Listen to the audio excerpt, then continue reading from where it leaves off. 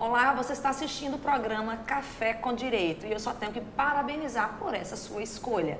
O tema de hoje é algo extremamente palpitante: sentimento de impunidade. Será se o brasileiro, considera as nossas leis geradoras de impunidade? Para falar sobre esse assunto, eu trouxe aqui um especialista na área criminal, que é o colega advogado Inácio Queiroz. Querido, seja muito bem-vindo ao programa Café com Direito. Muito obrigado, doutora Sheila. Agradeço pelo convite. Tenho a certeza que você tem a responsabilidade de estar aqui, você ser o telespectador assíduo e saber que nessa cadeira aqui já sentaram muitos advogados renomados. E tenho a certeza... corajosos. E corajosos. Eu tenho a certeza que eu sei da responsabilidade de estar nesse programa de tão grande audiência e tão comentado entre nós advogados. Olha aí, tá vendo? Depois desse elogio, eu vou começar a pegar mais leve com ele aqui. Essa questão que eu fiz questão de abrir, essa questão do senso comum de impunibilidade. Você acha que é isso que paira realmente junto aos brasileiros? Não, na verdade, Sheila, o que é que acontece? No Brasil, nós vemos realmente essa demanda, essa vontade, inclusive, culpa, muitas vezes, do que o grande doutrinador Luiz Flávio Gomes reconhece da mídia que comete esse massacre. Por quê? Muitas vezes as pessoas da sociedade não têm conhecimento, na verdade, de um processo, dos processos, na verdade, penais, e acreditam no que a mídia, essa mídia agressiva, passa. Né? E a partir dali, tendo em vista a persuasão da televisão, elas começam a acreditar realmente que há essa impunidade. Mas é simples e a matemática não deixa que essa interpretação seja verídica. Por quê? Sabemos que no Brasil nós temos mais de 715 mil presos. Mais de 715 mil presos. Ou seja, na verdade, de 1990 a 2014, nós tivemos um aumento na questão do encarceramento em 508%. Ou seja, o que seria impunidade? Impunidade, do próprio dicionário, é não haver castigo. Então, como podemos falar em impunidade e não haver castigo, se nós temos um país em que nós somos o terceiro país mais populoso com relação à população carcerária? Então, essa matemática não bate. Não há como a gente dizer que o país é um país da impunidade se nós temos o terceiro maior índice do mundo em pessoas encarceradas. Então, essa matemática, para mim, não existe. Não existe porque esses dados que eu lhe trouxe justamente comprovam que não há possibilidade de nós entendermos que o Brasil é um país da impunidade. Nós prendemos muito, encarceramos demais, inclusive, mais do que muitos países do mundo. Então, essa matemática sobre impunidade, eu entendo que não é exata. E o que vai estar levando as pessoas a acreditarem nisso? E muitas vezes até chegando ao ponto de desacreditar na justiça. Até como você falou, porque tem esse conceito do justiça que muitas vezes também pode estar aí meio deturpado em relação à justiça e vingança. Mas o que é que chega para o conhecimento do indivíduo comum, para ele poder achar e falar realmente que o Brasil é um país que gera impunidade ou que não cumpre realmente as suas leis? Justamente, eu acredito que seja mais a questão da mídia, essa mídia agressiva. Porque o cidadão que está em casa, se torna muito fácil para ele chegar a essa informação e ele, a partir dessa informação, sem nenhuma prévia análise, ele vai acreditar. Entendeu? Nós vemos aí programas que escorrem sangue na televisão. E vivemos uma crise com relação à segurança grande. Então, alia-se essa vontade da mídia, de que alguma mídia, né, essa mídia agressiva, trazer para a população essa questão de que o crime vem aumentando, que há impunidade, que a justiça prende. Veja um detalhe. Quando ouvimos falar em prisão, sempre essa prisão é legítima. Mas se você ouvir falar em absolvição, sempre essa absolvição é ilegítima. Ou seja, a sociedade tende, e eu acredito que uma grande força seja essa mídia agressiva, acreditar que nós somos um país da impunidade por isso. Chega a informação sem prévio conhecimento, sem a certeza, sem uma análise do processo, de determinada quantidade de crimes, de pessoas que cometeram crimes e eventualmente não foram presas, e a sociedade passa a acreditar e fica essa pecha de que nós somos o país da impunidade.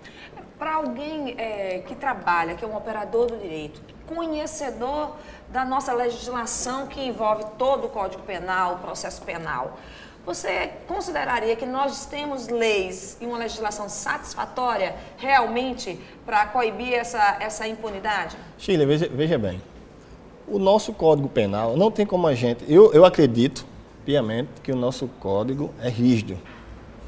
Nossas leis são rígidas. Nós temos o crime de homicídio, que são 30 anos. Nós temos o crime de latrocínio, que são 30 anos. O Brasil, desde a criação do Código Penal até os dias de hoje, já foram criadas mais de 150 leis. E dessas 150 leis, 72 delas agravaram a pena.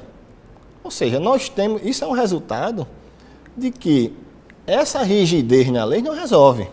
Né? Nós temos leis muito rígidas e temos muitas leis. Agora, se a aplicação da lei a determinados casos é cumprido de forma correta, isso é o caso a se discutir. Mas nós temos leis rígidas, nós temos penas altíssimas e mesmo assim nós temos um número cada vez mais avassalador de aumento do crime. Então você diria que o encarceramento, da forma que a gente vê e acompanha, né, no Brasil, ela simplesmente não cumpre o seu objetivo, que seria a ressocialização?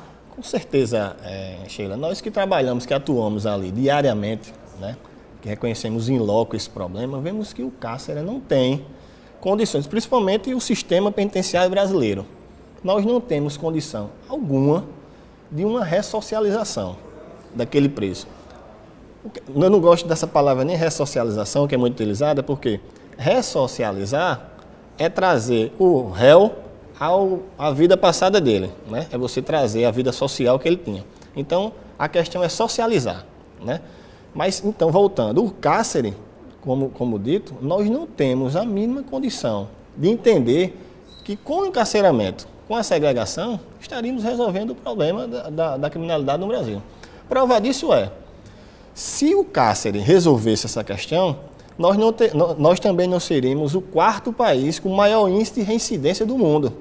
Se o cárcere viesse a cumprir o seu papel de socializar, de ter uma questão de reabilitação do preso, de trazê-lo para uma educação para dentro do presídio, fazê-lo trabalhar, enfim, ou como outras alternativas, tudo bem.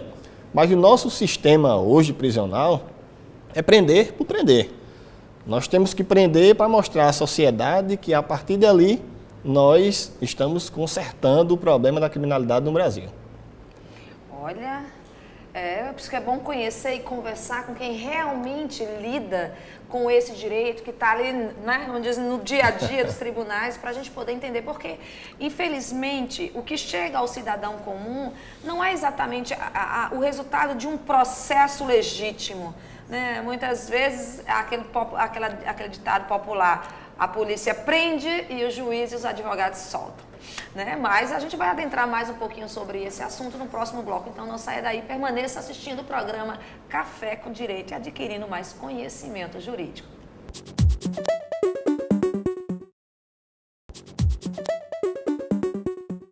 Estamos de volta com o programa Café com Direito e o tema dessa semana é impunibilidade. E estamos trabalhando com o advogado Inácio Queiroz, que já adentrou em algumas questões, eu diria um pouco tristes, mas extremamente relevantes para serem discutidas junto à sociedade. Uma delas são coisas do senso comum, mas que de uma forma ou de outra, doutor Inácio, traz uma preocupação que não deixa de ser um pouco de verdade. Os presídios são hoje um escritório do crime, uma escola do crime. O que fazer para reverter essa realidade? Com certeza, Sheila, eu não tenho dúvida de que o presídio é a escola do crime. Porque muitas vezes a solução, você perguntou a solução seria nós aplicarmos o que alguns doutrinadores chamam de direito minimalista. Porque, veja bem, não há sentido um cidadão ser preso hoje através de uma prisão preventiva no qual o crime dele, a pena máxima abstrata, seja de 6 anos.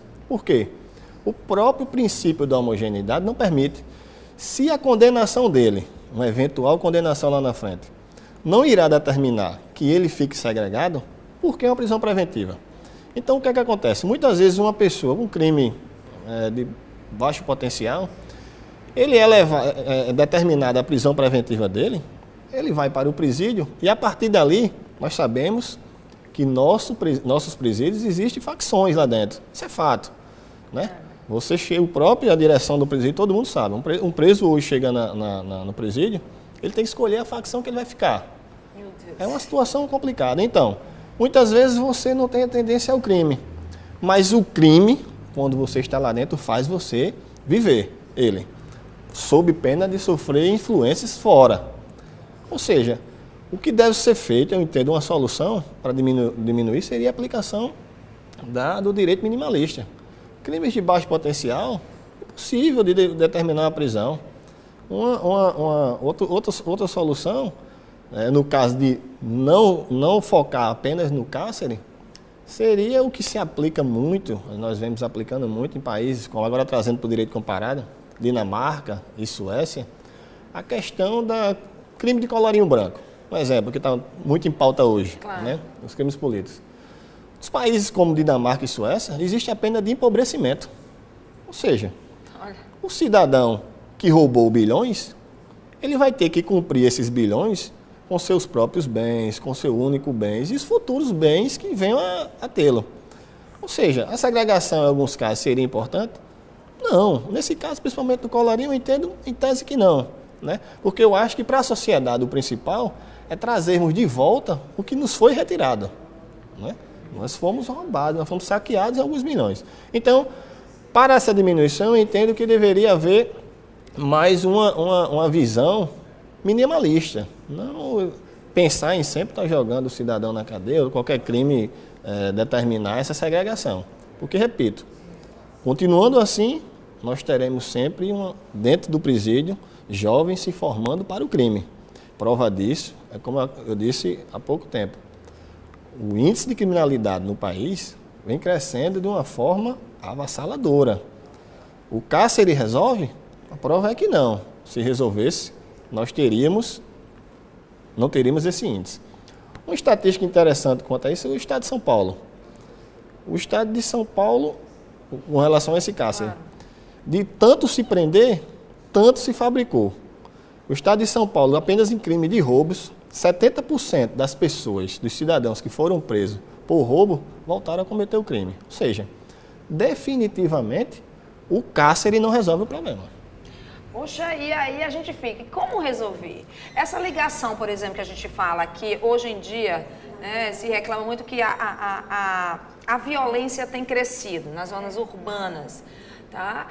Essa crescente violência, ele está diretamente ligada a essa sensação de impunibilidade, dessa questão até do próprio efeito pedagógico que a pena ela tem?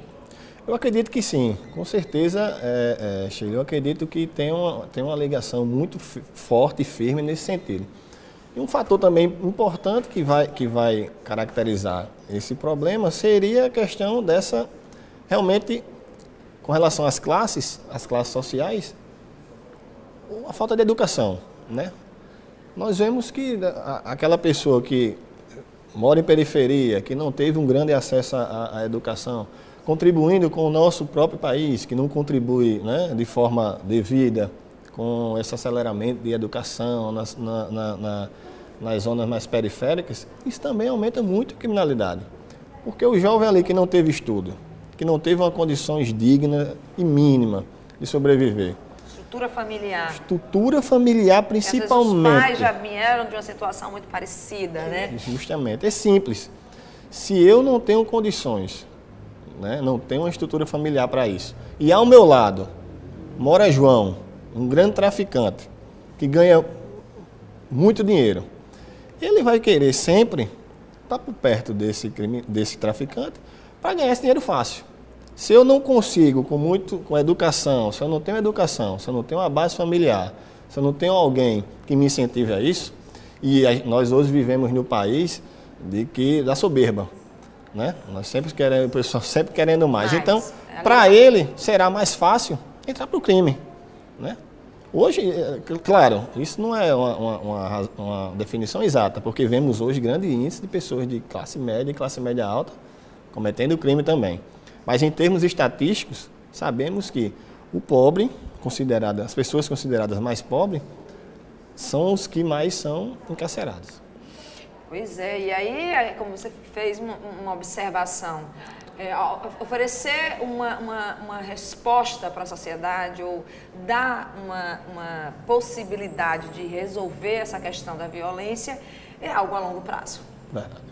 É um investimento a longo prazo, exatamente na educação, nas crianças, né? E porque às vezes os pais já não têm mais como resolver essa questão.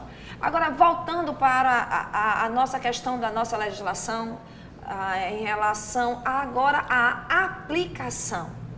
Você fez uma observação interessante aí, que foi até o nosso Código Penal, que é um código antigo, mas tem acontecido algumas alterações, né? Mudanças, algumas inovações em relação ao direito penal.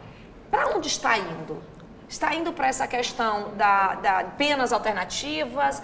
Ele está indo para que tendência? Até fazendo uma análise comparativa com o direito de outros países. Nós estamos evoluindo para onde? Sheila, com certeza eu volto para a prática. Nós que estamos ali no dia a dia, nós vemos que a tendência hoje é se prender. Nossa legislação determina que a prisão seja uma exceção. Mas eu acredito que devido a esse clamor público, né, que nós vivemos, isso de forma aberta vem influenciando muito o nosso judiciário. Nós somos um país, Sheila, em que nós somos o país do imediatismo. Eu digo isso porque nós não pensamos em prevenir o crime. Nós pensamos em o depois de cometer o crime. Prova disso um exemplo, o crime cometido contra Daniela Pérez. Acho que foi em idos de 1992, 93, se não me engano. Aquele crime foi considerado hediondo. Hoje, no Brasil, o crime daquela espécie é considerado hediondo por causa de Daniela Pérez. A mãe dela, Glória Pérez. Um poder midiático e vai, né? E foi. Temos outro imediatismo, Lei da Maria da Penha, Lei Carolina Dickmann. Então, assim, as leis não são aplicadas na forma que deveriam. A gente sempre busca novas leis achando que a partir dali nós iríamos resolver a situação. Mas hoje nós vemos que situações de aplicação de pena totalmente desproporcionais, como eu disse no início. Não há motivo algum para um cidadão que, em tese, a pena dele é abstrato, né? A pena dele é de 4 a 6 anos, ele ficar segregado numa preventiva durante 9 meses. Se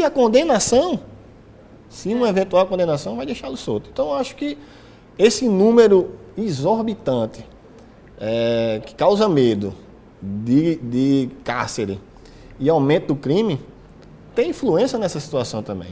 Hoje, não se cumpre mais a exceção. A exceção é a prisão. E hoje vivemos um pouco ao inverso. Nós verificamos, claro, que isso não é no geral, mas a grande maioria, essa aplicação de penas rígidas. Nossas leis não determinam que sejam aplicadas penas rígidas a todos os casos. Algumas pessoas entendem que não, tem que ser preso, a lei foi feita para... Mas a nossa lei principalmente existe para que pessoas inocentes não sejam presas. Às vezes alguém pode dizer, não, a gente aqui vê um afrouxamento da lei penal. Mas essa lei realmente existe e existiu, teve em seu preâmbulo, uma situação de que oportunizar ao inocente o seu direito de defesa, né? O seu direito a uma defesa. Processo legal que tem que ser garantido, né? E tem que ser respeitado. Mas a gente vai parar por aqui, vai retornar no próximo bloco, aí falando um pouco mais, né, sobre o que acontece no nosso universo aí com os lava-jatos, com essas prisões domiciliares, se isso é um privilégio para poucos, né, ou se é algo especificamente para esses crimes do colarinho branco, crimes políticos. Já já a gente retorna com o programa Café com Direito. Não saia daí.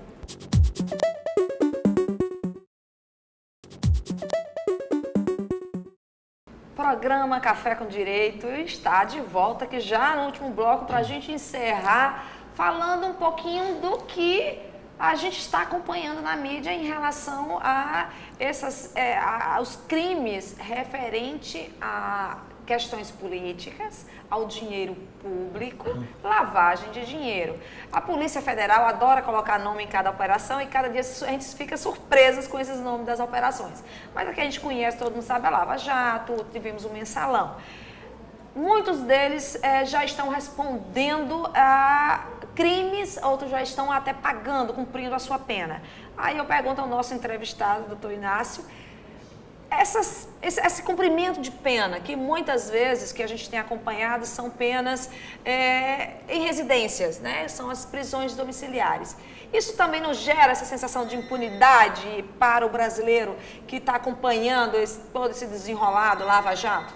Isso pode gerar sim, Sheila. Isso porque nós vamos bater naquela tecla da informação passada sem a devida, sem tomar por base a forma legal da coisa, né? Porque alguns políticos, nós vemos a grande maioria, foram presos, foram encarcerados também, foram para presídios. Vemos hoje uma grande maioria também cumprir pena domiciliar. Mas é importante saber, né, eu sei que o seu programa tem audiência não só de advogado, mas de toda a sociedade, é importante saber que esses políticos estão em prisão domiciliar não porque são ricos ou são políticos. Nós temos uma legislação, que é a Lei de Execução Penal, em seu artigo 117, que determina e elenca em seus incisos quais as possibilidades. Dentre eles, ser maior de 70 anos ou ser acometido de doença grave. Então, eu quero acreditar, né? Que essas prisões domiciliares são em cumprimento dessa legislação, da Lei de Execução Penal, né? Nós não temos, é bom nós sabermos de que essas prisões domiciliares em crimes de colarinho branco não são porque eles são políticos, não é porque eles são ricos, mas sim porque nós temos uma legislação que determina de que essas prisões sejam cumpridas de forma domiciliar. Porque a gente vê que alguns estão realmente encarcerados, né? Outros reduzindo a sua pena pela aquela grande questão da delação premiada, né? Que foi, que às vezes, para quem não conhece, acredita, poxa, eu dedo duro, eu entrego e tenho meu benefício, mas eu também não fiz, eu não cometi também, eu não participei desse crime, estou tendo um bom benefício. O brasileiro, porque essa questão da delação premiada é novo no Brasil e a gente está vendo essa aplicação agora, né? Eu digo novo nesses 10 anos, né? Se não me falha a memória. E você vê muito isso na política americana, né? Isso é uma ideia americana. O brasileiro, ele está realmente preparado para isso? Só se aplica exatamente nesses casos, né? Como é que o brasileiro vê diante da delação premiada? Essa é uma novidade, na verdade, para a sociedade e que vem sendo elencada agora depois principalmente Mensalão e principalmente Lava Jato, né? A delação premiada é uma situação, é um caso, a princípio eu entendo que muito bom, né, para o país. Isso por quê? Porque vemos que a partir dele, né, a partir do Instituto da Delação Premiada e da coragem do magistrado federal, Dr. Sérgio Moro, que nós vemos alguns políticos que se achavam alguns deuses, né, irem sendo condenados em penas altas, em penas assim, consideradas um pouco rígidas. Mas temos que ver que a delação premiada, ela tem como base, não é só delatar. Às vezes muita gente acha que não, ele delatou e sem provas. Não é só a questão de você ir delatar o problema, né? Delatar alguma situação que você teve conhecimento. Você tem que delatar, comprovar e a partir daí passa a ter esse status oficial, né? Eu entendo como muito importante o Instituto da Delação. Vemos algumas bases políticas, e a gente não precisa dizer por quê, querendo acabar não com a delação, mas principalmente com que essa delação ocorra quando o delator está preso. Se o delator estiver solto, ele não vai delatar. Né? Verdade. Nós sabemos que é uma via de mão dupla. Né? O importante da delação é justamente para uma pessoa que está segregada, porque a intenção dela, né, ali, só quem tem tolhido a sua liberdade é que sabe, né, o valor da liberdade, principalmente. Então, eu vejo existe uma mobilização agora atual para que a delação premiada só ocorra com pessoas que não estejam presas. Né? É quase para tirar um pouco o poder desse instituto Isso. mesmo, a força que ele tem. Né? E outra, o delator solto, as pessoas têm medo de chegar a ele. E ele encarcerado, né, dificulta mais essa possibilidade. Outra questão também em relação não só a tudo isso que está acontecendo, é referente aos órgãos. Né, aos institutos, por exemplo, o Instituto da Polícia Federal, o Instituto, né, do nosso Exército, o Instituto, por exemplo, da Polícia Militar. Você poderia dizer que o brasileiro, ele se sente seguro, por exemplo, o Estado da Paraíba? Será que o cidadão paraibano ele se sente seguro com a Polícia Militar que nós temos, com a segurança que nós temos hoje? Não estou falando especificamente de hoje ou de ontem, mas o Instituto em si, polícia, eu me sinto segura? Sheila, nós temos, nessa situação nós temos que ter dois fatores. Primeiro, a Polícia Federal é uma situação, a Polícia Estadual, Civil e Militar é outra. Eu não sei se o fator predominante é a questão do sucateamento da nossa Polícia Civil. Em termos de Polícia Federal, né, eu como brasileiro, além de advogado criminalista, como brasileiro, nós temos uma confiança grande. Nós que somos advogados criminalistas sabemos a diferença de um inquérito na Justiça Federal e a diferença no estadual. Não que haja divergência com relação a saber jurídico, não. Mas a própria estrutura. Né? Com relação à Polícia Civil, minha opinião, nós temos uma polícia sucateada. Né? Nós temos uma polícia totalmente defasada. Nós temos uma polícia em que a gente não deve, eu particularmente, inclusive como paraibano, como pessoense, inclusive em casos que aconteceram ultimamente aqui, impossível de eu confiar. Um fato importante, inclusive, sobre a polícia, e voltando, inclusive fazendo um link para nosso tema da impunidade, pouca gente sabe, mas reclamam, né, e dizem que nós somos o país da impunidade, mas eu posso lhe confessar que muitas das liberdades dos meus clientes que nós conseguimos em tempos hábeis ocorreram por defeitos em inquéritos policiais feitos pela polícia. Hoje a polícia, eu não sei se nesse interesse de querer às vezes mostrar demais e mostrar serviço e querer trabalhar e fazem trabalham rápido e querem nulidades. A população não sabe disso, né? A população, ela quer acreditar na polícia, mas muitas vezes essa realidade que nós que vivemos, que convivemos com isso diariamente, identificamos e a sociedade não identifica. Hoje, pode ter certeza, grande parte das liberdades que os advogados criminalistas conseguem são por vícios ocorridos nas prisões, vícios ocorridos nos inquéritos, vícios, atropelos que são feitos, entendeu? E, por via reflexa, nós não vemos isso bastante na Polícia Federal, entendeu?